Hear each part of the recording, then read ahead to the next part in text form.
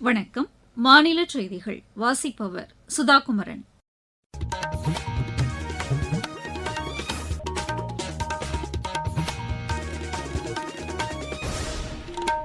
தலைப்புச் செய்திகள். தமிழக சட்டப்பேரவைத் தேர்தலில் இதுவரை 2496 வேட்புமனுக்கள் பெறப்பட்டுள்ளதாக தேர்தல் ஆணையம் தெரிவித்துள்ளது.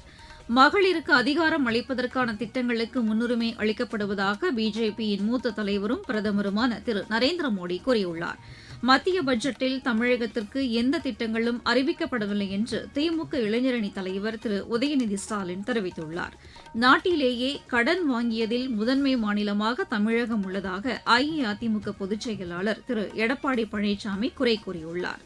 மெனார்கா சேலஞ்சர் டென்னிஸ் போட்டியில் இந்தியாவின் பூனாச்சா இணையும் சிதான் பாந்தியா இணையும் இறுதிச் சுற்றுக்கு முன்னேறியுள்ளன. இனி விரிவான செய்திகள். தமிழகத்தில் வரும் 23ஆம் தேதி நடைபெறவுள்ள சட்டப்பேரவைத் தேர்தலுக்கான வேட்புமனு தாக்கல் செய்ய வரும் திங்கட்கிழமை கடைசி நாளாகும். இதுவரை 2496 வேட்புமனுக்கள் பெறப்பட்டுள்ளதாக தேர்தல் ஆணையம் தெரிவித்துள்ளது. இதில் ஆண்கள் 1958 பேரும், பெண்கள் 537 பேரும், மூன்றாம் பாலினத்தவர் ஒருவரும் வேட்புமனு தாக்கல் செய்துள்ளனர். அதிகபட்சமாக கரூரில் இதுவரை 79 பேர் வேட்புமனு தாக்கல் செய்துள்ளனர். வேட்புமனுக்கள் மீதான பரிசீலனை வரும் 7ஆம் தேதி நடைபெறும். வேட்புமனுக்களை திரும்பப் பெற வரும் 9ஆம் தேதி கடைசி நாளாகும். மகளிருக்கு அதிகாரம் அளிப்பதற்கான திட்டங்களுக்கு முன்னுரிமை அளிக்கப்படுவதாக பிஜேபியின் மூத்த தலைவரும் பிரதமருமான திரு நரேந்திர மோடி தெரிவித்துள்ளார். கேரள மாநிலம் திருவல்லாவில் தேர்தல் பிரச்சாரக் கூட்டத்தில் உரையாற்றிய அவர் மத்திய அரசின் திட்டங்கள் மூலம் மகளிர் பயன்பெற்று வருவதாக கூறினார். கேரள மாநிலத்தில் மக்கள் தேசிய ஜனநாயக கூட்டணியின் மீது நம்பிக்கை வைத்துள்ளதாக திரு நரேந்திர மோடி தெரிவித்தார்.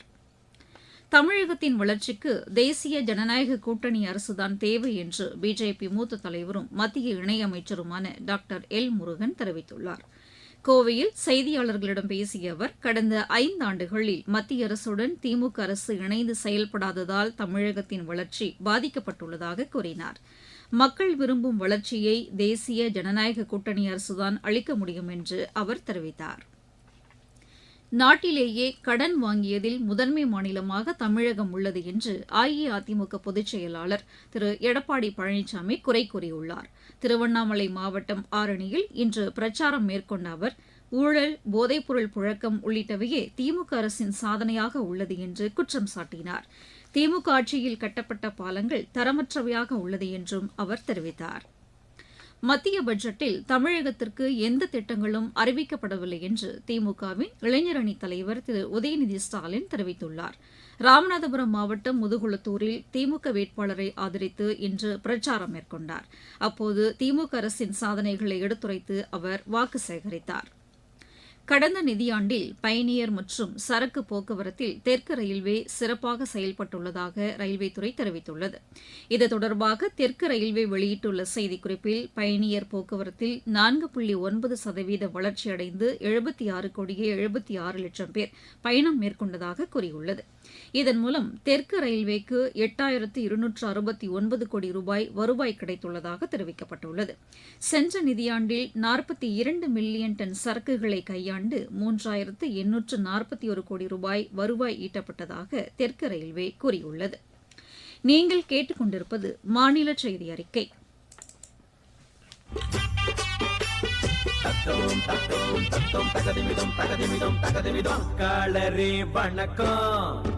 நீங்க வாக்களிச்சா நாடு செழிக்கும். வாக்காளரே வணக்கம், நீங்க வாக்களிச்சா நாடு செழிக்கும். வீட்டுக்காக எத்தனையோ கியூல நின்னாலும் நாட்டுக்காக நிக்கிற கியூவே பெருமையானதுங்க. ஓட்டு கியூவே பெருமையானதுங்க. வாக்காளரே வணக்கம், நீங்க வாக்களிச்சா நாடு செழிக்கும். ஏழை எளியோரும் மாற்றுத்திறனாளி ஓட்டு போட வாராங்களே. முடியாத முதியோரும் கிராமத்து மக்களும் தான் தவறாம ஓட்டு போடுறாங்க. இது நாடு தந்த உங்க உரிமை, ஜனநாயகம் காப்பது கடமை.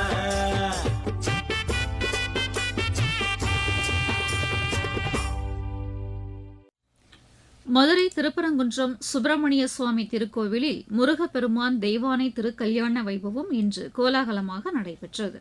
இதில் ஆயிரக்கணக்கான பக்தர்கள் கலந்து கொண்டதாக எமது செய்தியாளர் தெரிவிக்கிறார்.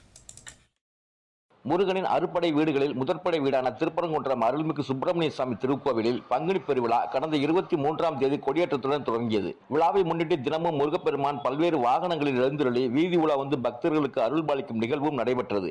இந்நிலையில் விழாவின் முக்கிய நிகழ்வாக திருக்கல்யாண வைபவம் கோவில் ஆறுகால் மண்டபத்தில் இன்று சிறப்பாக நடைபெற்றது. இதனை முன்னிட்டு அலங்கரிக்கப்பட்ட மணமேடையில் மதுரையிலிருந்து வந்திருந்த பிரியாவிடையுடன் சொக்கநாதரும் மீனாட்சி அம்மனும் எழுந்தருளினர். இதனைத் தொடர்ந்து மணக்கோலத்தில் முருகப்பெருமான் தெய்வானை அம்மன் எழுந்தருளியதை தொடர்ந்து சிவாச்சாரியார்கள் வேத மந்திரங்கள் மங்கள வாத்தியங்கள் முழங்கிட சுப்பிரமணிய சுவாமி தெய்வானை அம்மனுக்கும் திருக்கல்யாண வைபவம் பக்தர்களின் அரோகரா கோஷத்திற்கு இடையே கோலாகலமாக நடைபெற்றது. விழாவில் ஆயிரக்கணக்கான பக்தர்கள் கலந்து கொண்டு சுவாமி தரிசனம் செய்தனர். விழாவின் முக்கிய நிகழ்ச்சியாக திருத்தேரோட்டம் நாளை காலை நடைபெறுகிறது. மதுரையிலிருந்து எஸ் ரகுராஜா. தமிழகத்தின் ஓரிரு இடங்களில் லேசானது முதல் மிதமான மழை பெய்யக்கூடும் என்று வானிலை ஆய்வு மையத்தின் தென்மண்டல இயக்குநர் டாக்டர் VR துரை தெரிவித்துள்ளார். இன்று எமது செய்தியாளரிடம் பேசுகையில் அவர் இவ்வாறு கூறினார். தற்போது சுமார் 1 கிலோமீட்டர் உயரத்தில் மராத்வாடா முதல் தென் தமிழகம் வரை ஒரு வளிமண்டல காற்றழுத்த தாழ்வு பாதை நிலவுகிறது. இதன் காரணமாக இன்று மற்றும் நாளை தமிழகம், புதுவை மற்றும் காரைக்கால் பகுதிகளில் ஓரிரு இடங்களில் இடி மின்னலுடன் கூடிய லேசானது முதல் மிதமான மழையும், கோயம்புத்தூர் மாவட்டத்தின் மலைப்பகுதிகள், நீலகிரி மற்றும் தேனி மாவட்டங்களில் ஓரிரு இடங்களில் கனமழையும் பெய்ய வாய்ப்புள்ளது. வெப்பநிலையை பொறுத்தவரை இன்று முதல் அடுத்த 3 நாட்களுக்கு வட தமிழக பகுதிகளில் அதிகபட்ச வெப்பநிலை 2 முதல் 3 டிகிரி செல்சியஸ் வரை படிப்படியாக உயரக்கூடும். தென் தமிழக பகுதிகளில் அதிகபட்ச வெப்பநிலையில் குறிப்பிடத்தக்க மாற்றத்திற்கான வாய்ப்பு குறைவு. மீனவர்களுக்கான எச்சரிக்கை ஏதுமில்லை. தருமபுரி மாவட்டத்தில் கோடை வெயில் வாட்டி வந்த நிலையில் இன்று பிற்பகல் மாவட்டத்தின் ஒரு சில பகுதிகளில் இடியுடன் கூடிய கனமழை பெய்தது. வேலூர் மாவட்டத்தில் இன்று பெய்த மழை கோடை வெயிலை தணித்து மக்களுக்கு மகிழ்ச்சி அளித்ததாக எமது செய்தியாளர் தெரிவிக்கிறார். வேலூர் மாவட்டத்தில் கடந்த 1 மாத காலமாக வெயிலின் தாக்கம் உச்சத்தை தொட்டு வந்தது. குறிப்பாக பகல் நேரங்களில் அனல் காற்று வீசியதோடு வெப்பநிலையானது தொடர்ந்து 100 டிகிரிக்கும் அதிகமாகவே பதிவாகி வந்தது. சில நாட்களில் வெப்பத்தின் அளவு 104 டிகிரியை தாண்டியதால் பொதுமக்கள் வீட்டை விட்டு வெளியே வர முடியாமல் கடும் அவதிக்குள்ளாகினர். நேற்றைய தினம் வேலூரில் 103 டிகிரி வெப்பம் பதிவானது. இன்று காலை முதலே வெயிலின் தாக்கம் கடுமையாக இருந்து வந்தது. இன்று மாலை சுமார் 4 மணிக்கு பிறகு கருமேகங்கள் திரண்டு வேலூர் மற்றும் அதன் சுற்றுவட்டார பகுதிகளில் இடி மின்னலுடன் கூடிய பலத்த மழை பெய்தது. நீண்ட நாட்களாக நிலவி வந்த கடும் வெப்பத்தால் அவதிப்பட்டு வந்த வேலூர் மக்களுக்கு வெப்பம் தணிந்து குளிர்ச்சியான சூழல் நிலவுவதால் பொதுமக்கள் மகிழ்ச்சி அடைந்துள்ளனர். வேலூரிலிருந்து மோகன். மாவட்டச் செய்திகள். காஞ்சிபுரம் மாவட்டத்தில் தேர்தல் செலவினம் தொடர்பான அமலாக்க முகமைகளுக்கான ஆய்வுக் கூட்டம் தேர்தல் சிறப்பு பார்வையாளர் திரு பிரதாப் சிங் தலைமையில் இன்று நடைபெற்றது. இதில் ஸ்ரீபெரும்புதூர் பொது பார்வையாளர் திரு பிரதாப் சந்திரஹூடா, உத்தரமேரூர் பொது பார்வையாளர் திரு விஷால் சாகர், மாவட்ட தேர்தல் அலுவலரும் ஆட்சியருமான திருமதி ஸ்னேகா உள்ளிட்டோர் கலந்து கொண்டனர். தமிழக சட்டப்பேரவைத் தேர்தலை முன்னிட்டு தூத்துக்குடி மாவட்டத்தில் வாக்குப்பதிவு பணியில் ஈடுபட உள்ள அலுவலர்களுக்கு 2ஆம் கட்ட பயிற்சி இன்று நடைபெற்றது. தூத்துக்குடி மாவட்ட தேர்தல் அலுவலரும் ஆட்சியருமான திரு விஷு மகாஜன் தேர்தல் பணியில் ஈடுபடவுள்ள அலுவலர்களுக்கு அறிவுரைகளை வழங்கினார். நாமக்கல் மாவட்டம் ராசிபுரம் உழவர் சந்தையில் மாவட்ட தேர்தல் அலுவலரும் ஆட்சியருமான திருமதி துர்காமூர்த்தி தலைமையில் தேர்தல் விழிப்புணர்வு மேற்கொள்ளப்பட்டது. விளையாட்டுச் செய்திகள்.